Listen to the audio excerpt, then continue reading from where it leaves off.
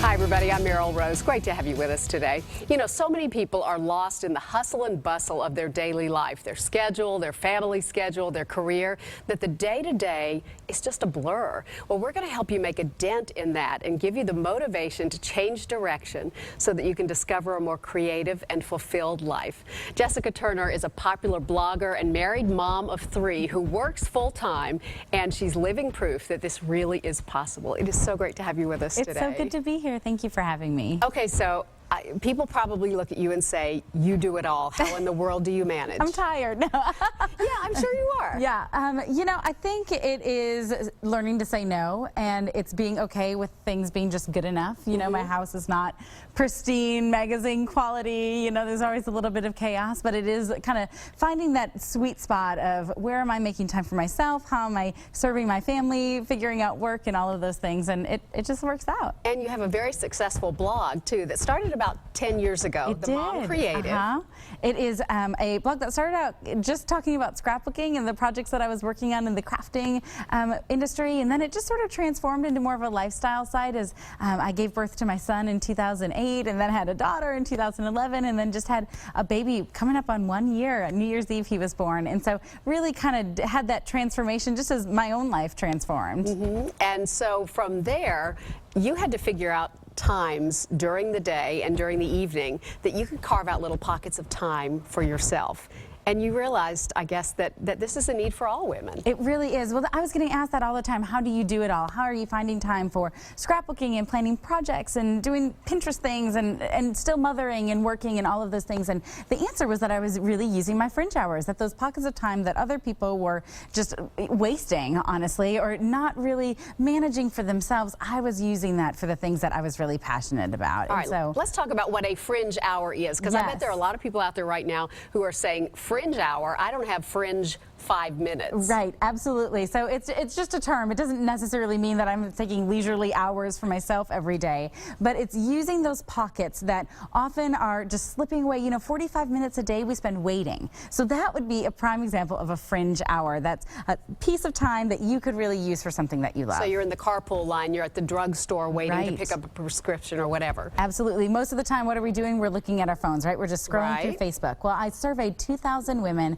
to find out how they were using their time, what they were passionate about, what they wished they were doing, and the #1 thing was reading. Well, that's a really easy thing to do while you're waiting. You know, download that Kindle app or put a book in your purse, just be ready for it, and then use that time for something that you enjoy. So a lot of it is about being intentional. Absolutely. Really being intentional with where is my time going, how can I use it better, and how can I use it to do things that I love. Yeah, the first step with that, I would think, is to really evaluate how am I spending each moment of the day for a week or so. Absolutely. So time tracking is critical. Most people say to me, I don't even know where I would find this time. So where you're going to do that is go to fringehours.com and download a time tracker and literally track your time, just like we do often when we're trying to lose weight. We track our food or we track our steps. You're going to track where your time is going, not just those big things, but those little things like doing the laundry, doing the dishes, all of those things. And then you can really see how you're spending your time, where you need to say no, and what other things you could be doing better with how you're spending your days. Did you find that the women you surveyed were embarrassed to find that they spent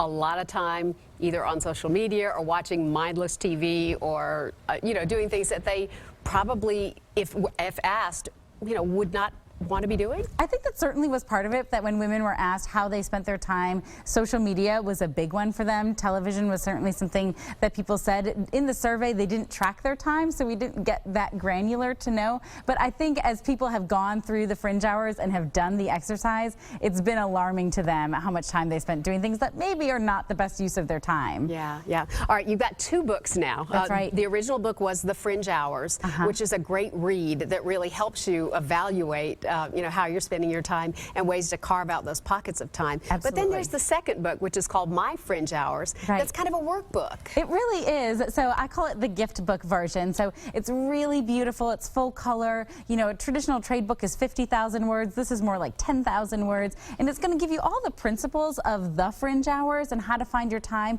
but really apply it to your own life. How do you make time for yourself? What are your own passions? What are your own giftings? And what are your own struggles? So by the end of it, you're going to really have your personal manifesto, if you will, for making time for your passions. Why is it so important for us to fill up our own tanks first before we start worrying about serving other people. It's that oxygen mask philosophy. You know, if you are giving to everyone and everything except yourself, eventually you're going to hit rock bottom. Eventually you're going to be exhausted and cranky and empty, right? And so you've got to pour into yourself, take care of yourself, not just physically, but emotionally and spiritually, so that then you can be the best version of yourself, so that you can have all of those other hats just filled the way that they should be to the best of their ability. Yeah, you call that self-care. Absolutely. And I think that's a really important goal for all of us, and particularly for women. Absolutely, and it's not just a buzzword, right? Like, it's not just something that sounds good in theory, but it's very, very important. You know, I asked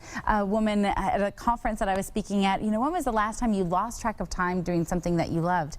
And her answer was, before I had kids. And I said, well, how old is your oldest child? And she said 13. It had been more than 13 years since she had lost track of time doing something that she loved. And you could just see in her face and her eyes that she was drained, that she needed that time to pour into her own passions, her own giftings. Yeah, and if you do that, then you're a better version of yourself to be able to be that good person for your family, for your work people, for anybody you encounter. Absolutely. You know, I talk with moms often, I guess because I'm a mom myself, and that's who reads a lot of my content. And something that I say to them is, you know, as your kids get older, my kids are little right now, so we're not having these conversations yet, but as they get older and they're in high school and they're doing lots of activities, if you saw them go nonstop and they weren't getting enough sleep and they weren't going to the doctor when they were sick and they weren't doing what they loved, they were just doing all of these things that had filled their schedule, you would say, you need to stop. Right. We need to reevaluate. Something has got to give, and we need to do that for ourselves, and we need to model that for our own children and for those around us as well. It makes so much sense. All right, we've got a lot of great stuff to cover here. Thank you, Jessica.